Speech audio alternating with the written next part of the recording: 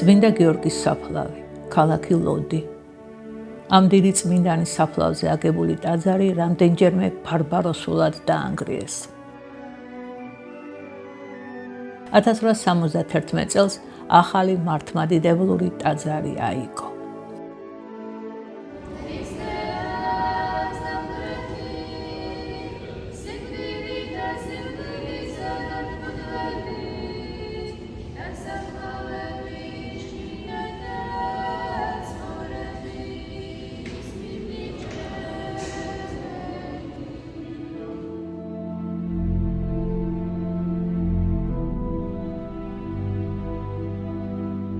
ტყვეთა განმან თავისუფლებელო და გლახაკთა ხელის ამყრობელო, სნეულთა მკურნალო და მეფეთა უძლეველო წინამბრძოლო, ღვაწლით შემოსილო ქრისტეს დიდო მოწამეო გიორგი, ევედრე ქრისტესა ღმერთსა შეწყალებად სულთა ჩვენთათვის.